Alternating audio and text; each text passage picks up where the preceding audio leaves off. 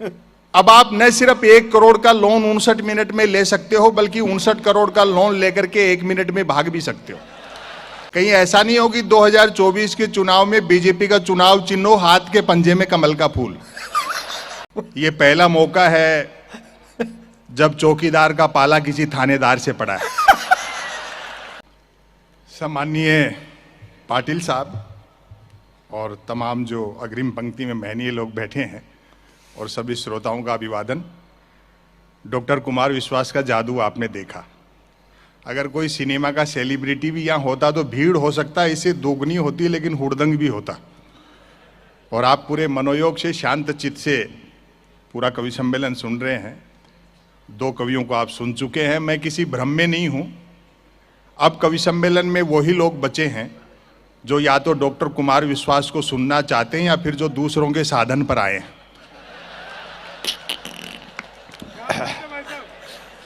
यहाँ ये सूचनीय है कि हैदराबाद से ये भी मेरी कार में ही आए। काफी विधायक जी के लिए कह दिया गया। मुझे बड़ा अच्छा लगा महाराष्ट्र का जो घटनाक्रम हुआ। ये पहला मौका है जब चौकीदार का पाला किसी थानेदार से पड़ा है।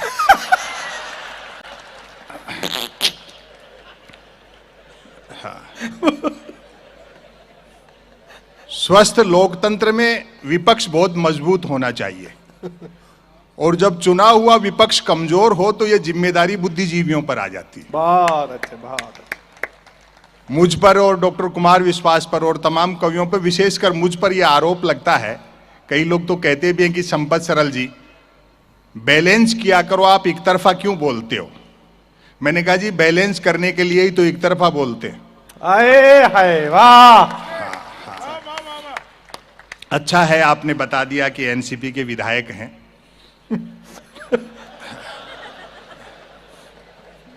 सेकंड की सुई भी घड़ी की घंटे का काम कर रही है।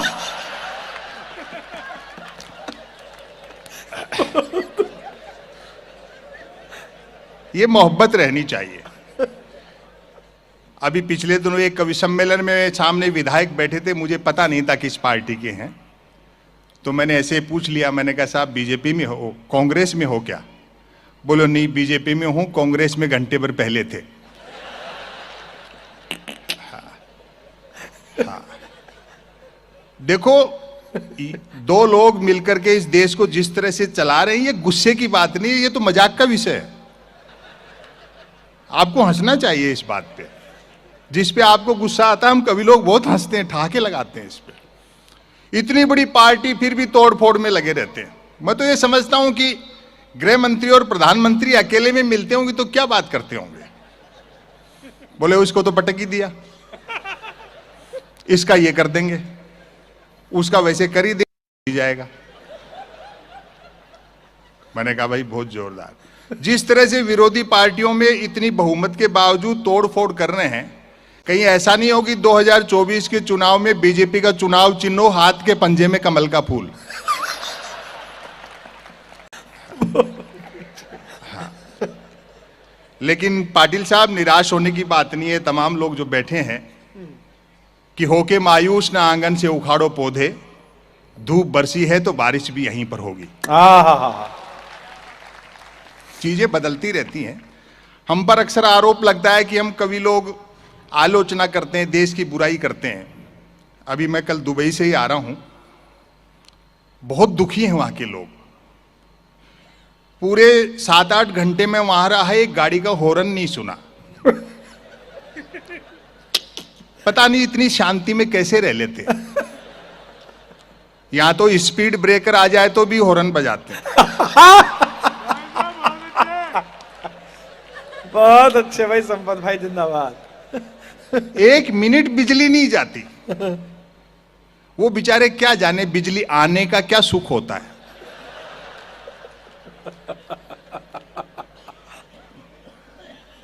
फिर लिया तुम्हारे टाइम में जरूर आना था चाय वाला। मेरी तो मत रखना भैया, एक ही भारी पड़ रही। नहीं ये 2 बार आया, चूंकि चाय वाला भी 2 बार आया। ये सब चलता रहता है। हम कोई किसी की बुराई नहीं करते, इस देश पर उतनी मोहब्बत हमको भी है जितनी किसी देशभक्त को होती है। बहुत अच्छा। हाँ, हम तो आईना दिखाते हैं, उल्टा वो ज्यादा अच्छा है, वरना इस राष्ट्र पर हमें भी गर्व है। और खुशी की बात है कि पिछले 5-6 साल में तो इतना काम हुआ है कि भारत फिर से विश्व गुरु होने में है, अच्छा, लगभग आउटर पर खड़ा है। और वैसे भी उस देश को विश्व गुरु होने से कौन रोक सकता है जिसकी जेलों तक में संत महात्मा रहते हो। भाई जिंदाबाद संपत, क्या बात है, वाह। हाँ, क्या व्यंग है। जो जो मुद्दे सुलझाने के नाम पे मेरे ख्याल से उलझाए जा रहे हैं, उनका मूल्यांकन समय करेगा। अभी जैसे धारा 370 का मैटर हुआ, ये चीजें भी भविष्य बताएगा कि कितना सही है कितना गलत है। बैंड तो हमारी शादी में भी बहुत जोरदार बजा था।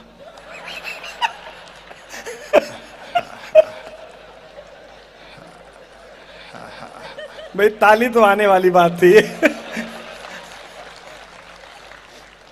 और ये नागरिकता और ये सब देखो, जो दुनिया में आया है, दुनिया सबकी है। हो सकता है किसी दिन ऐसी एनआरसी और पता लगे कि हम में से आधे लोग तो शक हूण कुषाण हैं, जो 7 समंदर पार से आए थे। दुनिया मोहब्बत से चलती है। आग लगती है जंगल में तो न तो वो बरगद बजते हैं जो हवा को आंधी में बदलते हैं, और न वो बांस बजते हैं जो आपसी रगड़ से चिंगारी पैदा करते हैं। क्या बात है, वाह। पूरी दुनिया का परिदृश्य आप देखो, चाहे वो ट्रंप हो, पुतिन हो, आबे हो, वहां वाले हो या यहां वाले हो, आपको लगता है कि राजा का चुनाव प्रजा करती है। दरअसल 10-12 मल्टीनेशनल कंपनियां मिलकर के जिसमें चाबी भर देती हैं, वो खिलौना चल पड़ता है। आए हाय, क्या सच बोल रहा है भाई, वाह वाह वाह। 2 चीजें होती हैं। बैंक का कार्यक्रम है, मैं बताना चाहता हूं। एक है बाजार, एक बाजारवाद। बाजार हर युग की जरूरत है, चाहे उसका फॉर्मेट कुछ भी रहा हो। बहुत अच्छे। मारवाड़ी लोग यहां बैठे हैं, हम तो उस परंपरा के बाजार वाले लोग हैं। दुकान के दरवाजे पर शुभ लाभ लिखा रहता था, यानी लाभ तो हो लेकिन शुभ हो। आए है, क्या बढ़िया बात कही है, वाह। अब तो चीजें बहुत बदल गई। चालाक अर्थशास्त्रियों ने सारे समीकरण उलट पलट कर दिए, चुंबक के गुण बाजार में भर दिया और मनुष्य को लोहा बना दिया। बहुत अच्छा, बहुत अच्छा। लेकिन कुछ चीजें बदली भी हैं, जैसे इंडिया डिजिटल हो गया। अब आप न सिर्फ 1 करोड़ का लोन 59 मिनट में ले सकते हो, बल्कि 59 करोड़ का लोन लेकर के 1 मिनट में भाग भी सकते हो। और व्यापार तो इतना आसान हो गया कि कोई भी आदमी किसी भी समय कुछ भी व्यापार कर सकता है। अभी मैं पिछले दिनों दवा की दुकान पे गया। दरअसल तबीयत खराब नहीं थी, एक्सपायरी डेट की दवाइयों पे डिस्काउंट चल रहा था। संयोग से उस दिन धनतेरस थी। दुकानदार मेरा परिचित था, उसने मजाक कर ली, बोले यार आज त्योहार के दिन भी बीमार पड़ गए क्या। मैंने बात संभाली, मैंने कहा ऐसा नहीं है, 2 कारणों से खरीदारी करने आया हूं। एक तो आज कुछ ना कुछ खरीदने का रिवाज है, और दूसरा पूरे दुकान में आज के दिन आप ही के यहां सबसे कम भीड़ थी। तो वो भी मजाक पे उतर गया, बोलो ठीक कह रहे हो। दूसरे दुकानदारों की बिक्री देख करके मैं भी सोच रहा था कि एक दिन के लिए दुकान के आगे थोड़े से बर्तन लगा लेता, दवा की दुकान के आगे तो 2 पैसे ठीक से कमा लेते। वो 10 दुकान छोड़ करके सिंह साहब है मेडिकल वाले, वो तो दीपावली पे पटाखे बेचते हैं। और अब व्यंग का आनंद लेना, बोलो सिंह साहब तो दीपावली पे पटाखे बेचते हैं। मैंने कहा सिंह साहब के पास पटाखे बेचने का लाइसेंस है क्या। बोलो लाइसेंस ही पटाखे बेचने का है, बिना लाइसेंस के तो वो दवाइयां बेच रहे। कमाल है। कविता तिवारी ने कितनी अच्छी रचनाएं सुनाई बेटियों को लेकर के। और यहां भी मैं देखता हूं कि इससे परिवार लोग आए हैं। और देखो एक निवेदन कर दूं, शादीशुदा हो तो पत्नी को साथ रखा करो, वरना मन की बात भी रेडियो से करते फिरोगे।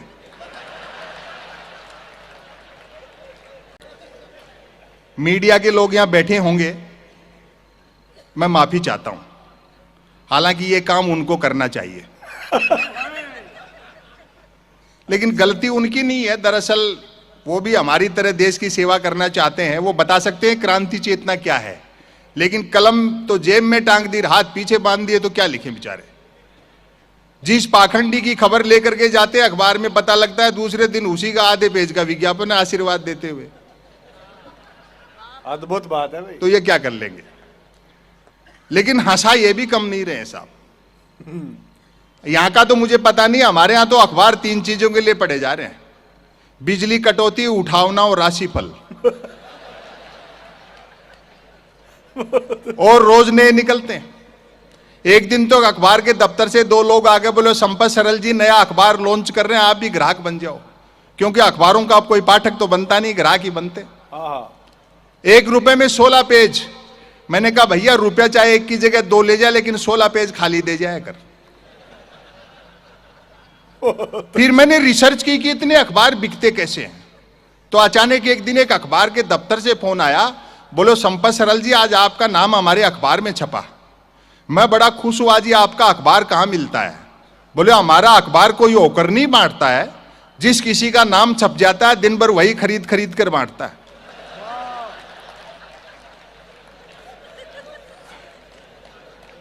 और टेलीविजन वाले तो इतना हंसाते हैं, वो प्राइम टाइम पे बहस देखते हो? जैसे किसी जमाने में अवध के नवाब मुर्गे लड़ाते थे। अमूमन 4 जन बहस आते हैं, एक मुद्दे का समर्थक, दूसरा मुद्दे का विरोधी, तीसरा बुद्धिजीवी दोनों को हड़काने वाला, और चौथा एंकर तीनों को भड़काने वाला। और व्यंग पर आपकी तालियां उठेंगी, चौथा एंकर तीनों को भड़काने वाला। बहस होनी होती है गरीबी की रेखा पर, और करते रहते रेखा की गरीबी पर।